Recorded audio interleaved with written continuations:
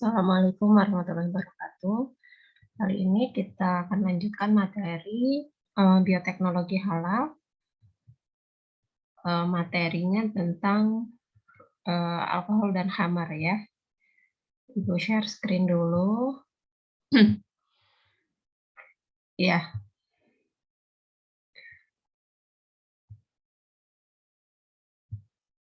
sudah kelihatan belum? Oke.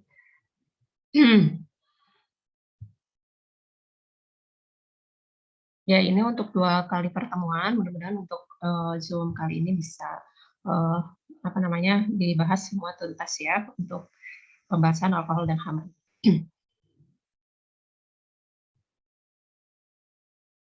Nah, teman-teman sudah paham ya bedanya khamar dan alkohol itu apa?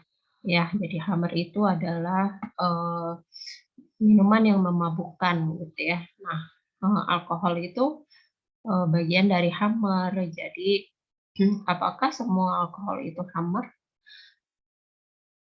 Iya, pasti ya, itu pasti karena alkohol itu mempunyai sifat memabukkan. Dan kita harus tahu jenis-jenis alkohol itu seperti ya apa saja gitu kan yang terkandung, baik itu misalnya buatan atau secara alami ya kayak itu. Kita langsung ya. Nah, untuk tentang khamar hukumnya sudah kita tahu ya, di awal sudah pernah dibahas apa-apa saja yang termasuk ke dalam zat yang diharamkan. Nah, salah satunya adalah alkohol. Nah, ini secara spesifik di dalam Quran surat Al-Baqarah ayat 219 dikatakan bahwa mereka bertanya kepadamu tentang khamar dan judi. Katakanlah pada keduanya terdapat dosa yang besar dan beberapa manfaat bagi manusia, tetapi dosa keduanya lebih besar dari manfaatnya. Nah, ini adalah alasan kenapa khamar itu diharamkan. Karena apa? Manfaatnya jauh lebih kecil daripada mudorotnya. Ya. Jadi memang alkohol itu bermanfaat, bisa mengobati dan sebagainya, betul. Nah, tetapi karena bahayanya jauh lebih besar daripada manfaatnya, sehingga agama kita langsung gitu ya, langsung memberi status hukum khamr itu adalah haram, sehingga mengkonsumsinya adalah dosa besar, seberapapun banyaknya gitu ya. Meskipun, oh saya minum alkohol tapi tidak mabuk, nggak apa-apa dong. Nah, itu boleh nggak? Nggak boleh, karena sudah pasti sudah hukumnya gitu ya, sudah pasti itu haram dan dosa besar kalau kita memanfaatkan untuk diminum. Nah, jadi khamar itu menurut ketentuan syara, khamar itu adalah setiap minuman yang memabukkan, baik dia terbuat dari perasan kurma, tebu, madu, atau lainnya. Ya, ini dari penjelasan dari Al-Majmu'. Nah, dari hadis riwayat Muslim dan Ibnu Umar ya yang terkandung dalam kitab Sahih Muslim, bahwa semua yang memabukkan adalah khamar dan semua yang memabukkan adalah haram. Gitu. Jadi pokoknya semua hal yang kalau misalnya dia membuat kita mabuk gitu ya, itu adalah haram. Dan semua khamar itu memabukkan. Dia bisa berasal dari tadi ya, perasan kurma, tebu, madu, atau yang lain-lainnya. Jadi kita harus berhati-hati, meskipun dia misalnya alami gitu ya, oh ini kan alami dari air tebu gitu kan, dari air kurma, tetapi ketika misalnya dia sudah mengandung banyak alkohol, dia pasti bersifat khamar. Nah, ini penekanan kenapa sih khamar itu haram ya. Dari Aisyah radhiyallahu anha berkata Rasulullah Shallallahu alaihi wasallam ditanya tentang albit. Albit itu apa? Perasan kurma. Ya, sementara penduduk Yaman sering meminumnya. Maka beliau bersabda, setiap minuman yang memabukkan maka hukumnya adalah haram. Hadis riwayat Muslim dan Ahmad. Juga Ibnu Abbas radhiyallahu anhu berkata, diharamkan khamar karena zatnya dan yang memabukkan dari setiap minuman. ya pasti itu haram. Lalu sesuatu yang jika banyak memabukkan, maka meskipun sedikit adalah haram. Nah, jadi penjelasan apa namanya di dalam Al-Qur'an itu diperjelas di dalam hadis ya. Jadi sudah sangat tegas hukumnya itu sudah tidak abu-abu ya. Nah, di sini dijelaskan tentang batasan mabuk karena penggunaan alkohol itu juga ada manfaatnya untuk itu ya, untuk pengobatan sehingga harus diketahui batasan yang membuat mabuk itu berapa banyak sih. Nah, ini dijelaskan dalam Al-Ahkam ya, bahwa ulama berbeda pendapat tentang batasan mabuk. Menurut Imam Abu Hanifah, batasan mabuk adalah hilangnya akal sehingga tidak bisa membedakan antara langit dan bumi dan tidak bisa membedakan antara ibunya dan istrinya. Menurut ulama Syafi'iyah, batasan mabuk adalah jika orang yang mabuk tersebut bicaranya tidak karuan sehingga tidak bisa dipahami dan berjalan dengan sempoyongan. Sedangkan jika kondisinya lebih dari itu, maka orang tersebut telah sangat mabuk. Ya. Nah, di dalam Quran surat An-Nisa ayat 43 juga dijelaskan, hai orang-orang yang beriman, janganlah kamu sholat sedang kamu dalam keadaan mabuk sehingga kamu mengerti apa yang kamu ucapkan, ya. Sehingga kalau misalnya kita masih mengantuk terus sholat gitu ya, terus kita nggak paham apa yang bahkan lupa gitu apa yang kita ucapkan dalam sholat kita, maka lebih baik ya kita sadarkan diri dulu atau misalnya ya puaskan dulu tidurnya gitu ya. Nah, seperti itu. Jadi jangan kita sholat dalam keadaan mabuk. Nah, kaidah fikihnya yang dijadikan dasar dalam penggunaan penetapan khamr dan alkohol itu hak hukumnya ya, janganlah membuat mudarat pada diri sendiri dan pada orang lain. Ya karena mengkonsumsi alkohol itu ya mudarat ya. Jika bercampur bahan halal dan haram, maka dimenangkan hukumnya yang haram. Ya, jadi kalau misalnya ada pencampuran yang halal dan yang haram, maka statusnya apa? Haram. Ya. Nah, yang selanjutnya kemudaratan itu harus dihilangkan. Nah, sehingga ketika ada manfaat yang terkandung dalam itu, maka kita nggak boleh ambil manfaatnya karena masih banyak mudaratnya. Nah, sehingga nggak boleh ada mudarat di dalam tubuh kita. Gitu. Mencegah mafsadat atau kerusakan lebih didahulukan daripada mengambil kemaslahatan atau manfaat. Nah, sehingga itu tadi gitu ya. Misalnya kita lagi di Eropa, ya. Nah, alkohol kan membuat tubuh kita hangat gitu. Nah, oke, itu manfaatnya. Tapi ternyata nanti akan ada kerusakan yang lainnya atau madaratnya ya, apakah itu misalnya kalau kita telusuri ya, efek alkohol untuk tubuh itu bisa pengerasan hati, bisa penurunan akal, fungsi akal gitu ya. Nah, terus juga ya tadi mabuk. Nah, mabuk itu kalau kita telusuri gitu ya, nah para ulama sudah dan kita juga sudah paham lah ya, misalnya bisa nantinya ke zina, ke mencuri, bahkan bisa menghilangkan nyawa seseorang gitu ya.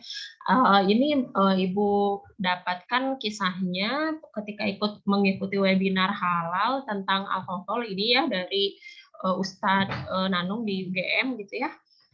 Dokter, beliau profesor ya, sekarang sudah profesor. Nah, bahwa ini katanya kisahnya nyata gitu ya. Jadi ketika si ayah itu sebenarnya seorang ayah itu dia sangat bertanggung jawab gitu terhadap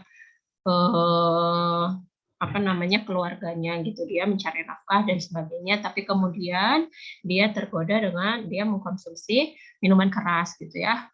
Entah berapa dosis yang atau berapa banyak gitu ya yang dikonsumsinya, tetapi ketika dia pulang ke rumah gitu ya, dia dalam keadaan mabuk dan dia sedang lalu dia melihat anaknya sedang tertidur dan gordennya tersingkap gitu ya. Nah lalu karena dia dalam keadaan mabuk ya, dia melihat ya remaja putri yang sedang tidur, dia nggak peduli itu anaknya. Ya pada akhirnya anaknya ya orang tua ayahnya zina gitu ya, berzina dengan anaknya gitu, anaknya dinistai gitu ya. Padahal ayahnya itu apa yang namanya bekerja banting tulang untuk anaknya gitu ya. Nah,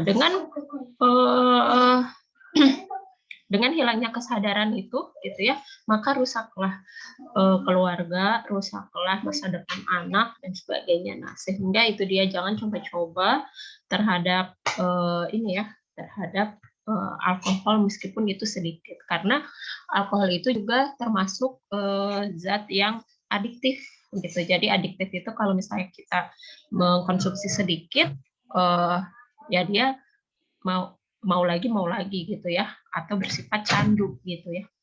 Nah seperti itu. Jadi tadi kembali misalnya kalau kita di Eropa lagi kedinginan gitu ya, memang tidak ada lagi minuman selain alkohol yang membuat badan kita hangat. Kan ada tolak angin gitu ya, kan ada air jahe atau dan sebagainya gitu ya, rempah-rempah. Sekarang kan tolak angin juga sudah mendunia gitu ya. Jadi jangan sampai misalnya kita cari-cari alasan gitu ya untuk mendekati bahan-bahan yang haram kayak gitu.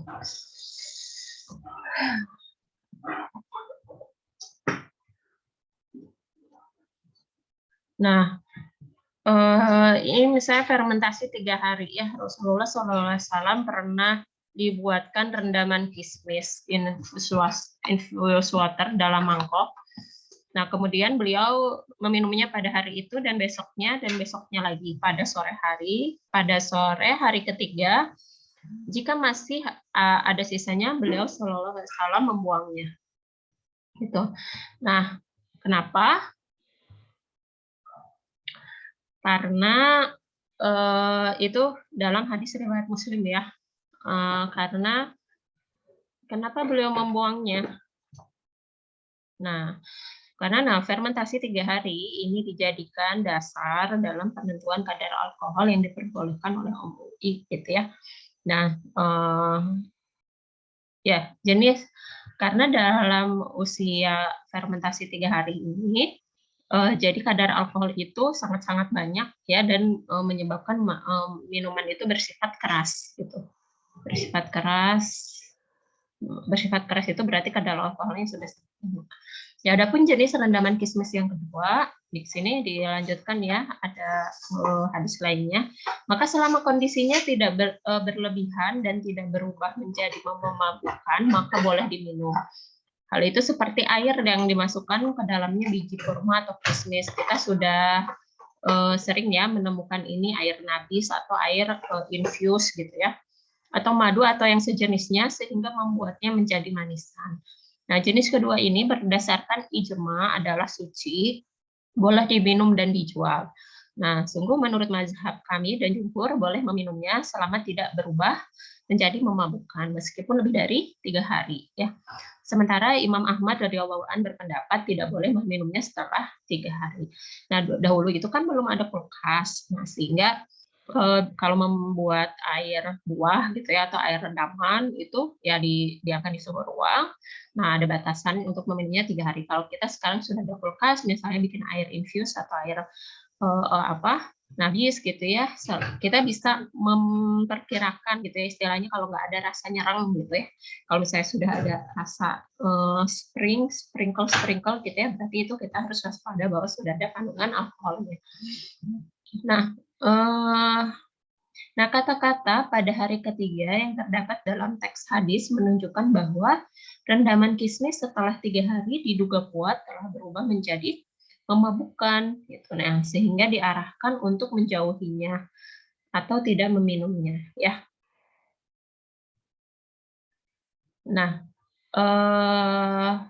jadi tadi batasan untuk meminum air fermentasi itu yaitu selama 3 hari. Nah, khamar dan najis. Nah, Hammer ini juga oleh beberapa mazhab gitu ya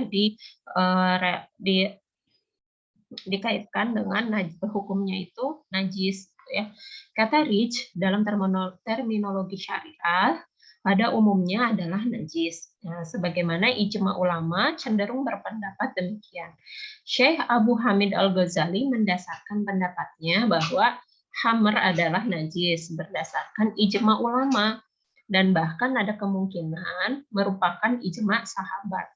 Ya, disebutkan dalam kitab Al-Majmu' bahwa Imam Rabi'ah, guru Imam Malik, berpendapat bahwa hamar tidaklah najis alias suci. Dan sebagian ulama melansir pendapat tidak najisnya hamar dari Al-Hasan, Al-Laits, dan pihak yang menyatakan hamar adalah najis beralasan bahwa jika hamar suci, maka hilanglah keraguan. Karena minuman surga haruslah suci. Nah, jadi di sini ada dua pendapat tentang status najis hamar gitu ya. Nah, sehingga ada golongan yang misalnya dia sama sekali tidak memperbolehkan adanya kandungan alkohol pada barang gunaan seperti parfum gitu ya, lotion dan sebagainya. Tetapi itu sulit juga gitu ya, karena setiap larut yang larut untuk kosmetik dan sebagainya gitu ya, untuk obat itu adalah dari alkohol. Sehingga katanya kalau misalnya kita sholat menggunakan parfum gitu ya, katanya tidak halal karena najis. Nah, nanti kita ke depan akan belajar gitu ya, golongan hammer itu seperti apa gitu ya, yang dia alkoholnya itu yang berasal dari apa. Kalau misalnya dari sintetis kimia gitu ya, dia halal karena dia tidak berasal dari industri hammer. Kalau alkoholnya itu berasal dari industri hammer atau industri minuman keras, maka itu adalah haram. Nah, kalau haram, dia najis juga gitu ya. Nah, hammer itu najis menurut pendapat Syafi'iyah, Imam Malik, Imam Abu Hanifah, Imam Ahmad, dan para ulama lainnya. Nah, kecuali pendapat yang dilansir oleh Qadhi Abu Thayyib dan lainnya berdasarkan pendapat Imam Rabi'ah, guru Imam Malik dan Imam Daud Ad-Dohiri yang menyatakan hammer tidak najis alias suci, walaupun tetap haram seperti racun dari tumbuhan, seperti hasyi yang memabukkan. Dan Syekh Abu Hamid Al-Ghazali melansir pendapat bahwa najisnya hammer merupakan ijma. Jadi ijma itu apa? Kesepakatan ulama gitu ya. Jadi kalau misalnya kita mau ikut ke satu pendapat boleh gitu ya. Tetapi kita nggak mengambil satu kalau misalnya urusan hammer saya ikut ke sini, kalau urusan sholat saya ikut ke sini, nggak seperti itu ya. Misalnya kita ikut satu, misalnya Syafi'iyah ya dari hulu sampai hilir gitu ya, kita ikut itu gitu. Jadi kita tidak pilih-pilih. Nah, tetapi untuk hal-hal yang darurat, misalnya kita mengambil ijma yang ringan, nah itu tidak masalah ya, tetapi untuk hal yang baru.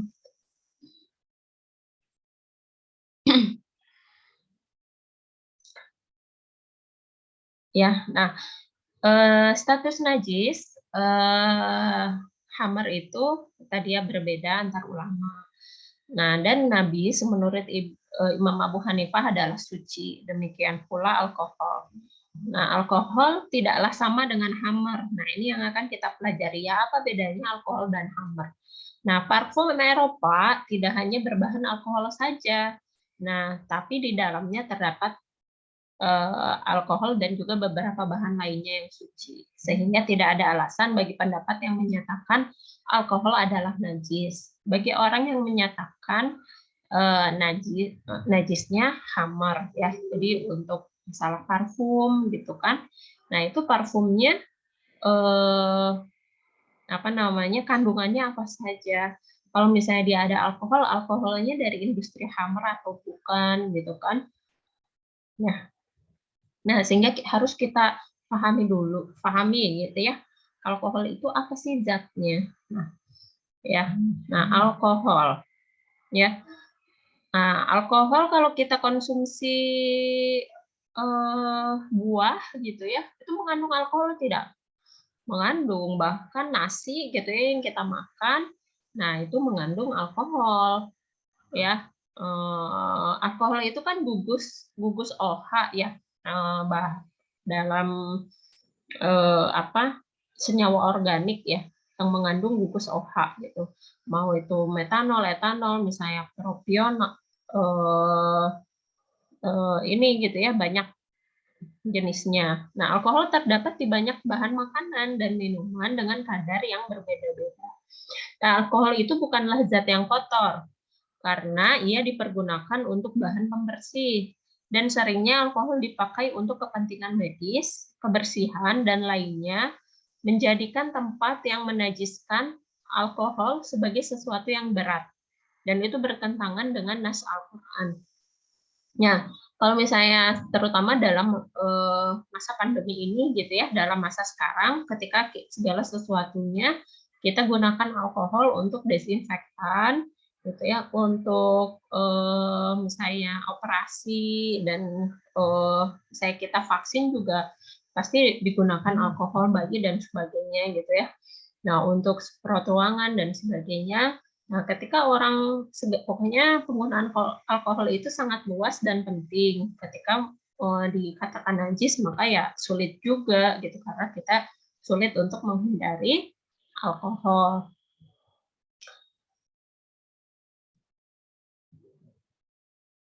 Nah, ini nah ini tentang alkohol dan najis ya. Nah, kalau tadi hammer dan najis, ini alkohol. Nah, saya telah menjelaskan secara rinci alasan perbedaan pendapat terhadap najis tidaknya alkohol. Coba teman-teman, kesimpulan teman-teman apa untuk status najis alkohol? Ya, jadi tidak najis gitu ya, karena alkohol ini sering dipakai dalam medis, kebersihan, minyak wangi gitu ya. Sehingga lebih meringankan apabila memakai pendapat yang menyatakan alkohol itu tidak najis gitu ya, karena Islam sendiri, Allah sendiri tidak mau memberatkan urusan hambanya gitu ya, apalagi ini kalau yang berkaitan dengan kesehatan gitu ya. Nah, kalau untuk ibadah yang syar'i aja gitu ya ada keringanan, apalagi ini untuk yang halnya seperti urusan sekunder gitu ya dalam hal ibadah. Nah, dengan begitu, alkohol disamakan dengan zat beracun yang membahayakan. Nah, jika alkohol ini difungsikan sama dengan khamar, maka dalam hal ini pun para ulama semua sepakat tentang kenajisan khamar, khususnya yang terbuat dari selain perasan anggur. Ya. Nah, berdasarkan Fatwa MUI nomor 10 tahun 2018, kesimpulan Fatwa MUI terbaru nomor 10 tahun 2018 tentang produk makanan dan minuman yang mengandung alkohol atau etanol. Ya, apa kesimpulannya? Yang pertama, hanya etanol yang berasal dari khamr yang tidak bisa digunakan untuk produk halal karena bersifat haram dan najis. Nah, jadi alkohol dari khamr, maksudnya alkohol dari khamr itu apa? Ya, jadi ada khamr atau minuman keras gitu ya, misalnya dari perasan anggur atau dari perasan tebu atau dari air kurma gitu. Lalu kita ambil alkoholnya. Nah, lalu kita gunakan untuk industri obat, industri apa.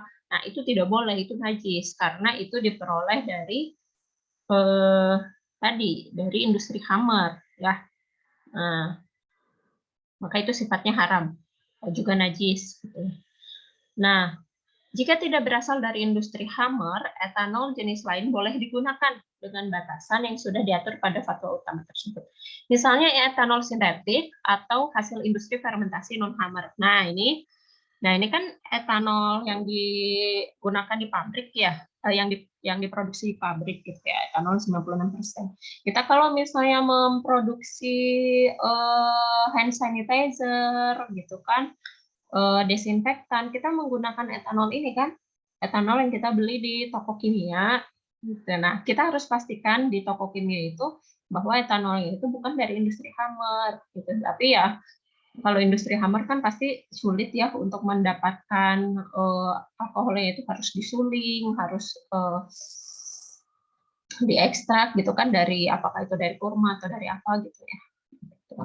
Tapi ini juga harus dijadikan kehati-hatian gitu ya, dan para peneliti itu lagi menjadi tantangan para peneliti untuk membedakan alkohol ya, alkohol yang dibuat di pabrik dengan alkohol industri Hammer itu bedanya apa sih, kayak gimana gitu ya, karena apa namanya, secara senyawa gitu dia kan sama, etanol C2H5OH, metanol CH3OH gitu. Nah, tapi pasti kita optimis lah ya, pasti ada unsur pembeda gitu ya, yang halal dengan yang haram. Nah, ini sudah paham ya, apa bedanya etanol yang dari industri Hammer dengan yang bukan. Nah, kalau yang ini berarti halal ya, karena dan tidak najis. Nah, tapi halal itu bukan berarti aman dikonsumsi, maksudnya halal untuk digunakan pemakaian luar, gitu ya. Nah, untuk penggunaan dikonsumsi, baik itu untuk obat atau untuk larut gitu ya. Nah, itu ada batasannya. Nah, alkohol menurut LPPOM UI, nah secara kimiawi alkohol itu tidak hanya terdiri dari etanol yang tadi Ibu bahas gitu, kayak di berbagai buah dan bahkan beras gitu ya, itu ada kandungan alkoholnya. Melainkan juga mencakup senyawa lain seperti metanol, propanol, butanol, dan sebagainya.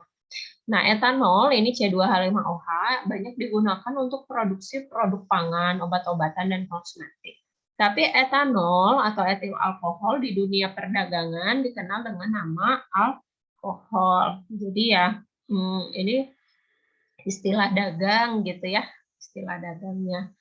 Kalau misalnya kita beli atau ngobrol dengan orang, saya itu kasih etanol, dia luka kasih etanol. Apaan etanol gitu ya, tapi kalau ketika alkohol, oh alkohol gitu kan. Gitu. Nah, jadi ya kan ini isopropil alkohol gitu ya, isobutil alkohol. Mungkin ini zat-zat yang terkandung di dalam banyak bahan-bahan alam gitu ya. Sesungguhnya itu adalah golongan alkohol gitu ya. Nah, bahkan ini fruktos dan glukos, fruktosa dan glukosa ini kan fruktosa itu ini ya gula buah ya. Nah, ini ada gugus OH-nya ya. CH2OH di sini kan banyak. Nah, sehingga ini kalau misalnya difermentasi lebih lanjut ini nanti akan banyak menghasilkan alkohol-alkohol bebas ya. Nah, etanol sendiri itu secara tadi ya merek dagang atau istilah umum ya dikenal dengan alkohol, bisa etanol juga ada nama lain yaitu etil alkohol ya. Nah, ini etil C2 ya, alkoholnya OH. Zat yang sama dengan kandungan utama yang disebut dalam Al-Quran sebagai khamar atau minuman beralkohol. Jadi alkohol ini yang sama gitu ya, yang disebutkan di Al-Quran sebagai minuman beralkohol ini didefinisikan oleh para alim ulama adalah etanol. Nah, nama lain etil alkohol, hidroksietana alkohol, etil hidrat alkohol absolut. Nah, alkohol sendiri adalah senyawa kimia yang umum ditemukan di alam, banyak manfaat atau aplikasinya. Zaman dahulu, alkohol banyak dikonsumsi sebagai minuman dengan cara fermentasi buah-buahan seperti anggur, kurma, biji-bijian, seperti gandum, rye, barley, dan jagung. Kentang dan whey juga digunakan untuk membuat alkohol. Nah, alkohol secara umum luas digunakan untuk apa? Nah, tadi minuman alkohol, perlarut pada industri makanan, kosmetik, dan farmasi. Minuman alkohol secara legal dapat mengandung kadar alkohol antara 0,5 sampai 80% volume. Industri alkohol murni dapat mencapai kadar 95%. Ya, kita kalau misalnya memfermentasi alkohol terus disuling, airnya diperoleh alkohol murninya itu nggak ada sih yang alkohol 100%. Paling tinggi ya 96, 96 lah ya. 95, 96. Nah, kadar alkohol pada aneka buah. Nah, sehingga nih kalau misalnya ini di dalam jeruk mengandung 0,21 kali 10 pangkat 1 etanol berat per berat. Pir, bahkan nanas ini lumayan tinggi 0,4 minus 2 ya. Ini berdasarkan hasil penelitian itu. Maka halal nggak kita mengkonsumsi buah-buahan kayak gini yang mengandung alkohol secara alami. Ya, nah halal. Kenapa? Karena kita itu memakan buah, bukan meminum buah, dan niat kita adalah mengkonsumsi buah, gitu ya. Nah, dan kandungan alkohol yang ada di sana adalah bukan kehendak kita, tapi ya granted atau anugerah yang ada pada buah-buahan itu, kayak gitu. Nah, kalau kita misalnya melakukan pemerasan air dan kita air buah, terus misalnya kita ambil alkoholnya dari buah itu, lalu kita minum, nah itu baru adalah haram. Gitu. Paham ya? Atau misalnya kayak tadi kita sengaja fermentasi agar kandungan alkoholnya jauh lebih besar, lalu kita ambil alkoholnya, kita konsumsi, itu baru tidak boleh. Nah, 3 kelas minuman beralkohol. Yang pertama itu minuman fermentasi. Ini dibuat dari produk pertanian, seperti tadi ya, gandum, barley, dan sebagainya, dan buah-buahan, termasuk grains, biji-bijian, dia mengandung 3-16% alkohol. Ini sangat tinggi. Yang kedua, minuman keras, jadi yang alkoholnya sudah didistilasi, dibuat dengan cara distilasi minuman fermentasi. Proses distilasi meningkatkan kandungan alkohol produk hingga 80%. Wah, ini bisa membakar dada ya, dan hati liver gitu ya, bukan hati heart. Nah, fortified beverage, minuman alkohol yang diperkaya, dibuat dengan mengkombinasikan minuman fermentasi atau minuman keras dengan substansi perisa. Kandungan alkohol produk ini bisa mencapai 80%. Ini juga nggak boleh, ya, sangat jelas. Minuman alkohol dikonsumsi langsung atau ditambahkan pada makanan. Betul, misalnya, Bu, tadi karena yang dimakan itu nggak apa-apa katanya. Nah, itu kan yang dimakan secara alami, tapi kalau misalnya sudah ada perasan alkohol atau ya perasan buah yang dia diambil sari alkoholnya, lalu digunakan dalam makanan, misalnya apakah itu untuk penyedap, untuk apa, ya berarti makanan kita sudah tercemar hammer, ya tidak boleh. Nah, berapa kadar alkohol yang diperbolehkan? Nah, tadi ya, karena alkohol itu banyak aplikasinya dan banyak manfaatnya, sehingga kita tidak bisa menghindari sama sekali alkohol gitu ya. Nah, sehingga tapi di sini harus ada batasan banyaknya alkohol yang bisa ada pada produk pangan dan obat ya.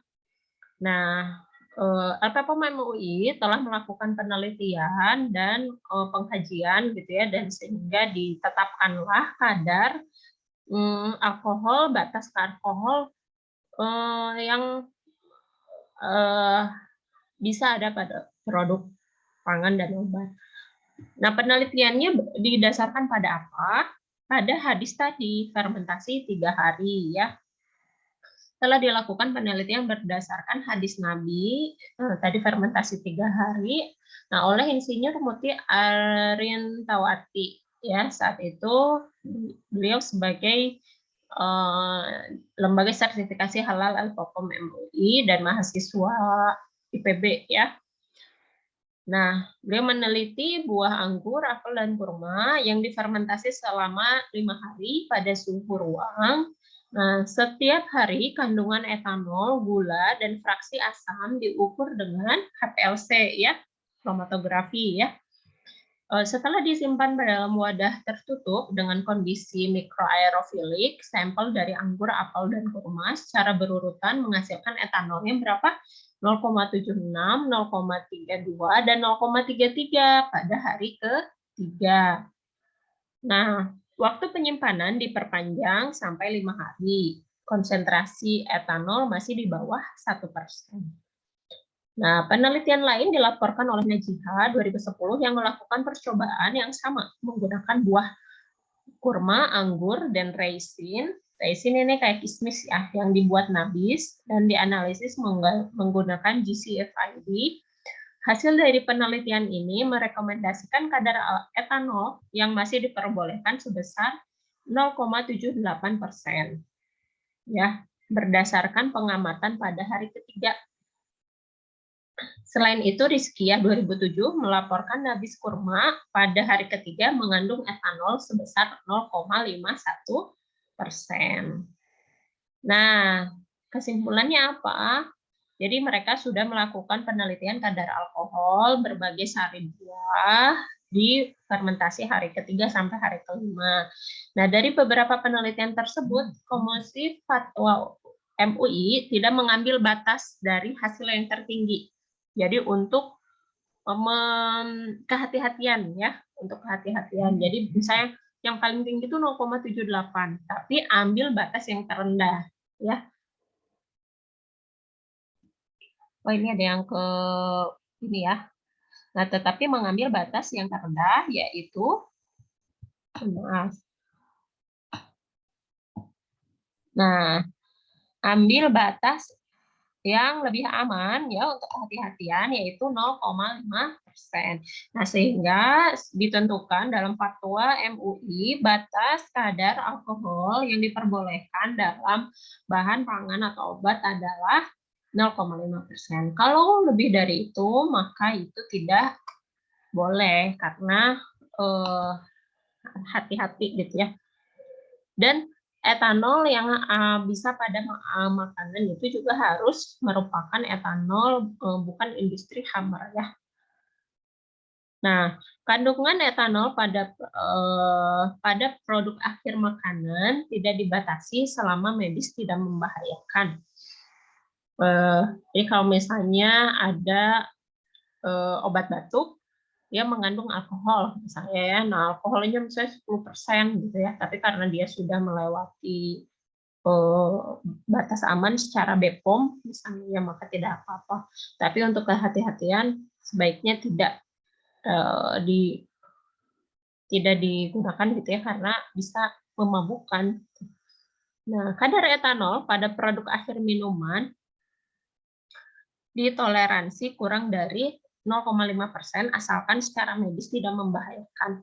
Nah, maksudnya kalau yang awal itu misalnya kita untuk mengekstraksi coklat misalnya, untuk mengekstraksi coklat perlu menggunakan alkohol gitu ya. Nah, tidak apa-apa, tapi di hasil akhirnya itu tidak tidak lebih dari 0,5%. Begitupun misalnya pada produk obat, gitu kan? Ya, saya tadi obat batuk juga itu tidak tidak ibu ralat ya. Tadi misalnya obat batuk kalau di hasil akhirnya 10% itu tidak boleh ya, itu sangat tinggi. Nah, kadar etanol yang ketiga, kadar etanol untuk produk antara intermediate produk seperti flavor dan bumbu tidak dibatasi selama penggunaannya pada produk akhir sesuai dengan ketentuan pada ketentuan pertama dan kedua yang tadi ya. Misalnya kita untuk mendapatkan perisa stroberi itu kan ada pencampuran asam karboksilat ya dengan aldehid dengan alkohol ya. Nah, misalnya alkohol, nah setelah dicampurkan misalnya ya, terus diperoleh perisa yang diharapkan. Nah, tapi di hasil akhirnya itu alkoholnya harus maksimal 0,5% seperti itu ya. Tentunya, nah persyaratan tidak membahayakan ini untuk produk retail sudah dievaluasi oleh BPOM pemberian izin edar produk. Nah, aturan terbaru merubah arahan Fatwa MUI sebelumnya yang tidak mentolerir kandungan etanol pada makanan dan minuman siap konsumsi. Jadi tadi karena ya alkohol itu banyak mudaratnya sehingga harus diatur gitu ya oleh pemerintah dan ulama. Nah, pemanfaatan alkohol juga sangat luas untuk keperluan memasak gitu ya. Sehingga kita juga harus berhati-hati dalam memilih makanan siap saji ya. Apakah dia menggunakan alkohol tidak di dalam prosesnya, terutama khawatirnya dia menggunakan hammer ya, hammer yang dari industri hammer karena nah ini ya pokoknya jenis-jenisnya ada yang menggunakan sampai kadar 85% karena dia kan bisa memasak menciptakan flammable itu di dalam wajan masakan kayak gitu. Nah, selain itu juga memang alkohol dari industri hammer itu kayak misalnya air anggur gitu kan, itu memberikan cita rasa yang khas, yang enak gitu ya. Sehingga kayak masakan-masakan Cina gitu ya, itu pasti pakai angciu dan atau apa gitu ya. Nah, itu beda ya rasanya karena dia perisa penambahan alkoholnya juga berfungsi sebagai perisa makanan gitu, penyedap rasa gitu ya. Makanya kita harus berhati-hati. Nah, tadi alkohol untuk bahan masak untuk memasak, lalu alkohol untuk raw material. Maksudnya raw material itu apa? Bahan baku ya. Alkohol sebagai bahan baku. Nah, salah satu penggunaan alkohol untuk bahan baku adalah untuk pembuatan cuka. Nah, cuka ini biasa banyak digunakan untuk kalau kita ya misalnya rujak cuka atau untuk salad ya, untuk mayones dan sebagainya. Meskipun menggunakan alkohol dalam minuman beralkohol itu haram, nah tetapi apa? Di sini halal tidak penggunaan pembuatan cuka dari alkohol. Nah, ternyata ya, ketika alkohol sudah berubah zatnya menjadi zat yang lain yang bukan alkohol, maka itu hukumnya menjadi halal. Gitu ya.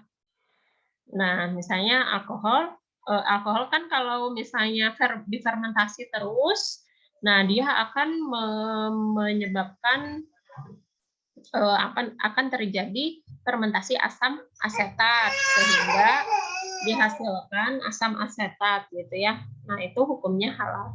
Konsep perubahan kimia itu disebut istihala ya. Jadi istihala itu apa? Perubahan zat gitu ya. Para ulama telah menyepakati bahwa homer berubah menjadi cuka dengan sendirinya ya, ketika dibiarkan begitu saja, maka homer tersebut menjadi suci ya. Namun para ulama berselisih pendapat jika homer tadi berubah menjadi cuka melalui suatu proses tertentu.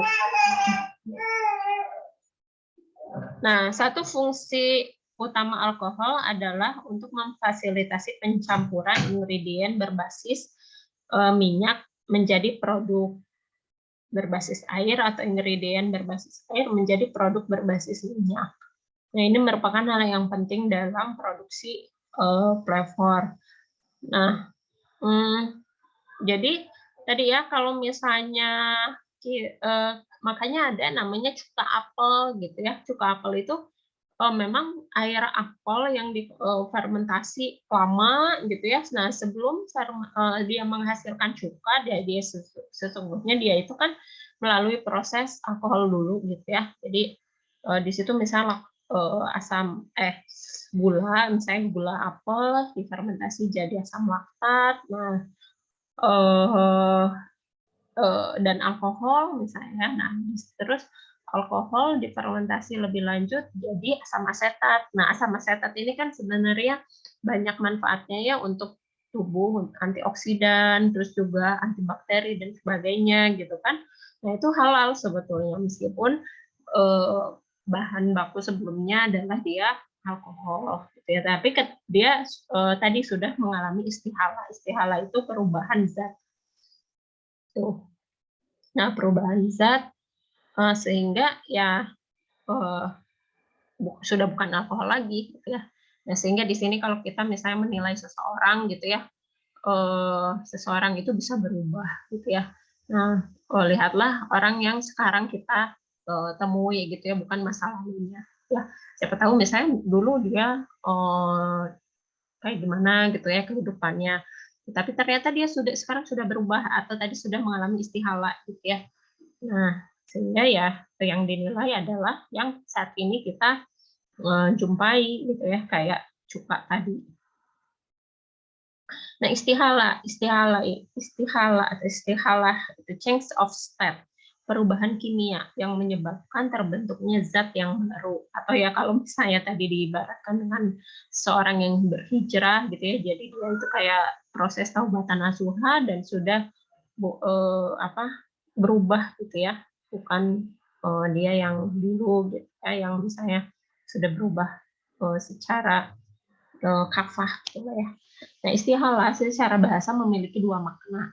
Salah satu maknanya adalah berubahnya sesuatu dari tabiat asal atau sifatnya yang awal ya. Yang termasuk dalam istihalah adalah berubahnya sesuatu yang najis. Tadi misalnya alkohol itu kan memabukkan, terus juga sifatnya najis, tapi setelah dia berubah karena suatu proses berubah menjadi, tapi ini suatu prosesnya proses alami ya, didiamkan. Kalau misalnya katanya diprosesnya secara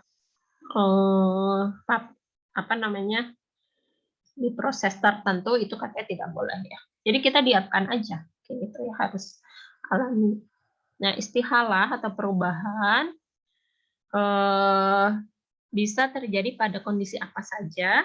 Tadi ain zat najis seperti kotoran, homer, bagi yang mengatakannya najis dan bagi, nah misalnya tadi istihalah ini juga bisa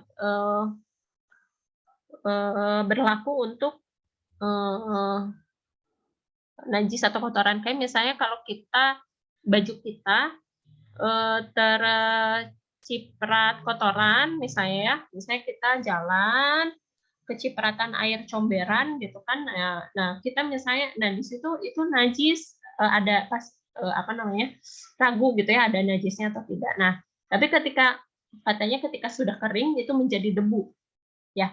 Nah, dan debu itu adalah suci. Nah, itu adalah istihalah ya. Kan setiap debu atau tanah itu adalah suci ya. Nah, gitu. Lalu babi itu kayak gimana? Kalau misalnya babi, Ibu belum tahu tuh, tapi kayak kotoran babi, ya kotoran babi kalau misalnya dia sudah berubah eh, zat, misalnya kotoran babi menjadi pupuk, gitu ya, dijadikan pupuk, lalu misalnya si buah-buahannya kita konsumsi, itu halal tidak? Waktu itu kita sudah bahas ya. Nah, ini adalah istihalah. Buah-buahan yang kita konsumsi dari pohon yang mengandung kotoran pupuk kotoran babi itu tidak haram karena si kotoran babi itu sudah mengalami perubahan zat-zat hara yang diserap oleh akar dan kita mengkonsumsi buahnya itu adalah hal yang baru gitu ya, bukan kotoran babinya gitu. Nah, istihalah juga bisa terjadi pada zat najis yang berubah sifat, kayak tadi ya. Terus juga dibakar, dia berubah karena dibakar atau karena berubah menjadi cuka. Juga perubahan itu terjadi karena sesuatu yang suci bercampur dengannya. Jadi yang najis yang jatuh dalam garam akhirnya menjadi garam. Nah, ya kalau di hadis tadi contoh babi yang misalnya komponen babi jatuh dalam garam. Nah, terus apa namanya si komponennya itu keseluruhannya menjadi garam. Nah, itu tidak apa-apa karena ada perubahan dari babi menjadi garam. Ya. Nah, ini perbedaan istilah menurut 4 mazhab ya. Hanafiyah, Malikiyah gitu ya, dan Imam Ahmad termasuk Syafi'iyah dan para ulama Hambali ya tentang perubahan cuka dari hamar termasuk dari najis gitu ya. Nah, jadi kalau najis yang sudah menjadi debu ya itu sudah mengalami istihalah itu halal gitu. Nah, tetapi ada pendapat Syafi'iyah yang agak berat atau ini ya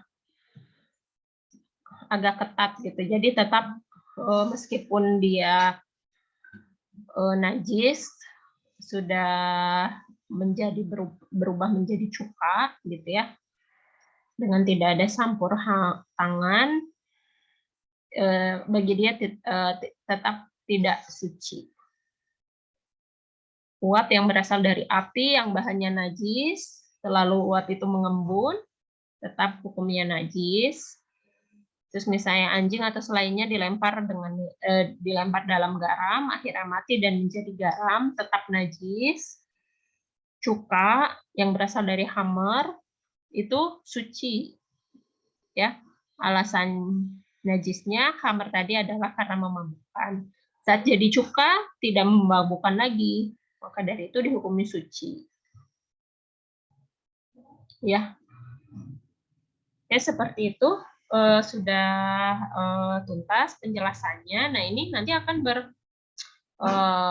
menyambung ke produk fermentasi ya, produk fermentasi, titik kritis produk fermentasi, dasar-dasar penentuannya adalah dari materi ini gitu. Kayak misalnya contoh ya produk kombucha ya, kombucha Bunisa itu kadar alkoholnya sudah diteliti di bawah 0,5%, yaitu 0,1 ya, 0,1%. Nah, itu berarti halal ya untuk dikonsumsi dan ternyata kombucha itu tidak hanya kandungan alkohol saja, tapi ya banyak ada asam asetatnya gitu, makanya rasanya keset-keset gitu. Tapi ada juga sprinkle-nya itu ada alkoholnya gitu. Nah, makanya kita meniatkannya itu meminum kombucha, bukan meminum alkohol gitu ya. Sama seperti tape, ya. Tape itu kandungan alkoholnya itu sangat tinggi sebetulnya bisa sampai 2-5% gitu ya. Nah, tetapi kita mengkonsumsi tape itu adalah makan tape, bukan minum air tape. Kalau misalnya kita sengaja gitu ya memisahkan tape dengan airnya ke dalam gelas airnya, terus kita konsumsi air tapenya, maka itu adalah hammer gitu. Apalagi alkoholnya itu sudah di atas 0,5%. Tetapi kalau misalnya si air tapenya ya terkandung di dalam tape, terus kita makan tapenya, itu adalah suatu rukhsah karena si air alkoholnya itu ada dalam substrat padat atau tidak mengalir ya. Nah, kalau misalnya tidak mengalir itu berarti bukan minuman. Ya, berarti kita halal untuk mengkonsumsi tape meskipun ada alkohol di atas 0,5%. Tapi untuk kehati-hatian, sebaiknya kita atur gitu ya kadar alkoholnya tidak lebih dari 0,5%. Ya, seperti itu nanti kita bahas lebih lanjut di titik kritis makanan fermentasi ya. Terima kasih teman-teman atas atensinya. Mudah-mudahan bermanfaat diskusinya. Kita lanjutkan di media yang lain ya. Terima kasih. Assalamualaikum warahmatullahi wabarakatuh.